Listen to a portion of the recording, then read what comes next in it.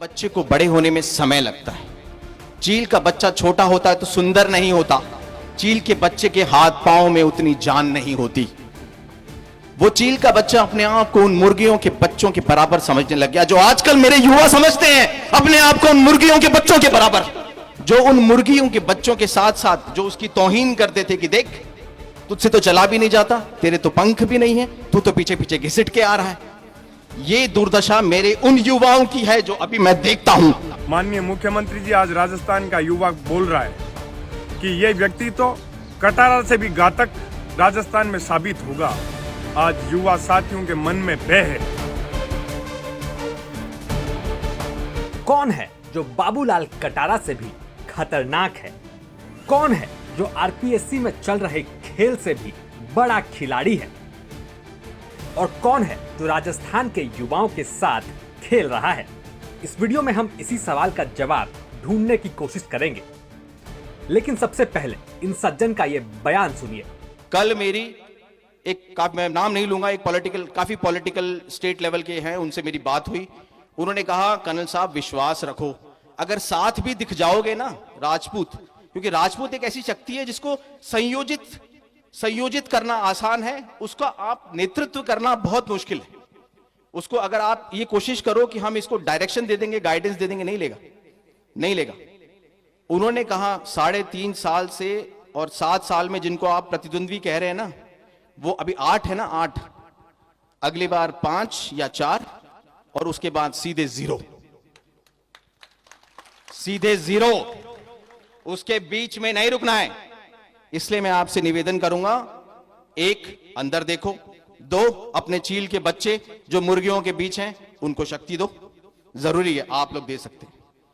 3 अपने बच्चों को बताओ वो लोकतंत्र आके चला गया, अगले 5 साल में आपको पता भी नहीं लगेगा, कागजों में आएगा, नीतियों में आएगा और 542 की 750 सीटें हो जाएंगी। 15 जिलों से 30 जिले हो गए, आप सिर्फ ये मीटिंगें करते रह जाएंगे।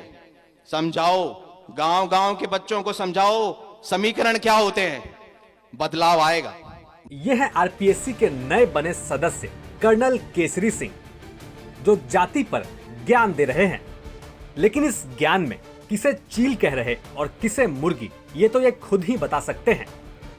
और मामला इतना संजीदा है कि हम भी इस पर ज्यादा कुछ नहीं कह सकते।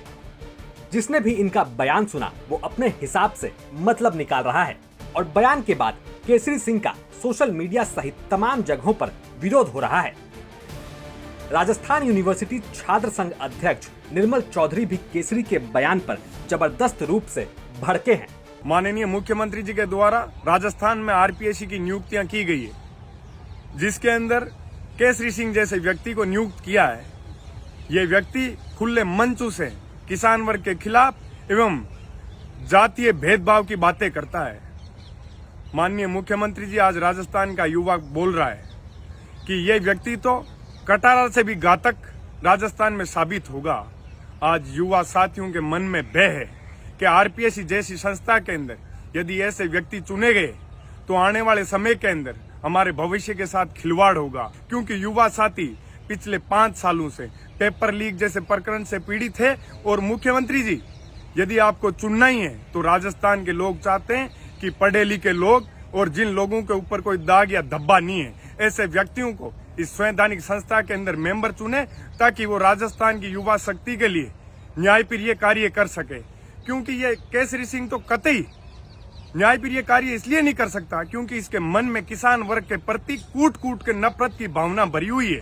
सेना में किए सेवा को देखते हुए कर्नल केसरी सिंह को सीएम अशोक गहलोत ने आरपीएससी में मेंबर बनाया। सोचा कि सेना के अधिकारी को कमीशन में शामिल करेंगे तो वाहवाही होगी। सेना के नाम पर बीजेपी भी इस नियुक्ति का विरोध नहीं कर पाएगी और इसी नाम पर चुनाव से पहले गहलोत भी थोड़ा सेना प्रेम दिखा लेते। लेकिन अब यही फैसला गहलोत के गले की फांस बन गया है, खास तौर से तब जब केसरी सिंह ने जाटों और गुर्जरों पर विवादित बयान दे दिया। और आज पेपर लीक में एक बार फिर ईडी की बड़ी कार्रवाई हो गई। डूंगरपुर, जयपुर और जोधपुर सहित 6 जिलों में ईडी ने पेपर लीक के सरगनाओं के घर दस्तक दी। इसके बाद तो हालात इतने बिगड़े कि खुद सीएम को सफाई देना पड़ गया। यह है सीएम के सफाई का लंबा चौड़ा ट्वीट जो उन्होंने ईडी की कार्रवाई के फौरन बाद किया।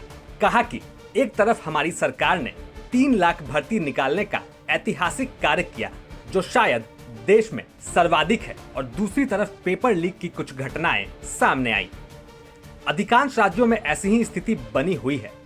आर्मी और जुडिशियरी तक में पेपर लीक हो गए।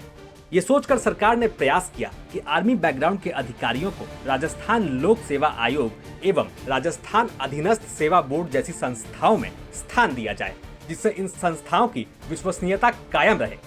हाल ही में सरकार ने आरएसएसपी के अध्यक्ष के रूप में मेजर जनरल आलोक राज एवं आरपीएससी में सदस्य के रूप में कर्नल केसरी सिंह की नियुक्ति की सिफारिश की थी।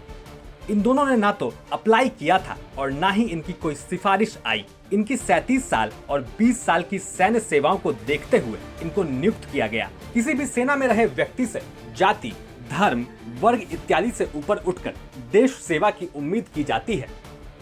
सैनिक देश की सीमाओं की रक्षा के लिए अपनी जान तक न्यौछावर कर देते हैं, इसलिए उनका समाज में सम्मान होता है। कर्नल केसरी सिंह की नियुक्ति के बाद सोशल मीडिया पर उनके कुछ बयान वायरल हो रहे हैं जो जाति विशेष और व्यक्ति विशेष को लेकर दिए गए हैं, जो निंदनीय, पीड़ादायक एवं दुर्भाग्यपूर्ण है। उनकी टिप्पणियों से मुझे भी बेहद दुख पहुंचा है।